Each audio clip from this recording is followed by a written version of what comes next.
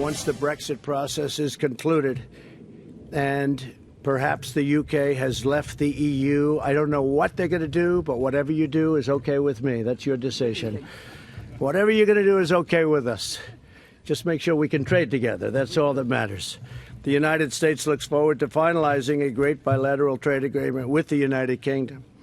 This is an incredible opportunity for our two countries, and we will seize it fully. We support the decision of the British people to realize full self-government, and we will see how that goes. Very complicated negotiation and not an easy negotiation, that's for sure.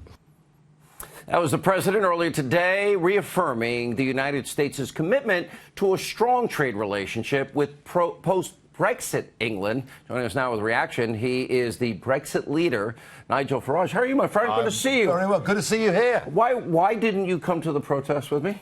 Because I'm hated even more than Donald Trump. And in fact, I went into a building in Westminster earlier, and they found I was there. They gathered outside. The protesters? Oh, yeah. I had to be got out the fire exit out the back. But look, I've got you a souvenir. Oh, you did? No, I do. You came bearing there gifts? we are. I think it's very important that we have that. No to torture. Wait, could you sign it for me? Absolutely. There you go. Because you've got to remember that Trump is guilty for climate change, torture. Well, that's what every there's virtually nothing in the world. By the way, you know, 14 states have record low unemployments for Hispanic Americans, African Americans, women in the workplace. Oh, and we have more jobs available in America than we have people that take them that are on unemployment. But there's no rationale to this. Do you know, every one of those people out there are the same people that go on the anti-Brexit marches. You know, it's just the same crowd. So what the president in the Sun obviously took Theresa May to task. Yeah. I told her how to do it. She didn't do it right. She didn't.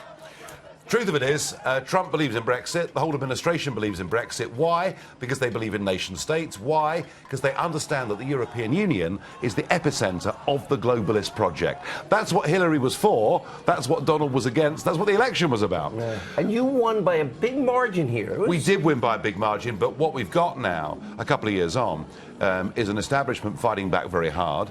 A very weak prime minister who doesn't really believe in what she's doing. She says the right thing and never does it. No, she says the right thing and does the opposite. It's quite extraordinary. Yeah, exactly. I mean, I think they wind her up at the back in the morning, you know, and she oh, ouch. She robotically says we're taking back control of our laws, borders, and money, and it sounds great. And then you see what she does, and it's different. But I also think this. From the early days of the administration, I remember talking to people around the president, and they were saying to me how excited they were about a free trade deal with the UK. Why? Because it showed the world. It's in jeopardy. Showed the world that America's not protectionist, but it wants fair trade. Free and fair trade. Absolutely. We promised to America that we'd facilitate that once Brexit had happened, but the agreement May made last week makes that virtually impossible. The Prime Minister seems to be hanging by a thread from my observation. Okay. Yes. Boris Johnson, big speech coming up on Monday.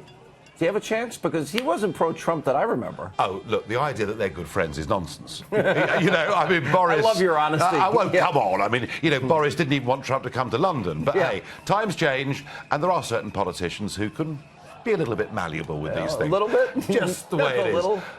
Why don't you run for Prime Minister? Well, truth is, Boris did join the Brexit party. He may have came late, but he did, and he was important. If we had Boris as leader, we'd be in a far better place than we are with Theresa May. Middle England is in uproar. Do you support him?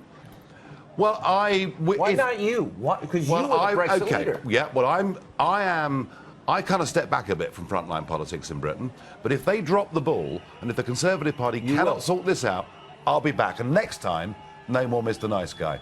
Okay, I'll take that as a yes. Okay. The last question. Listen, we love our friends in Great Britain.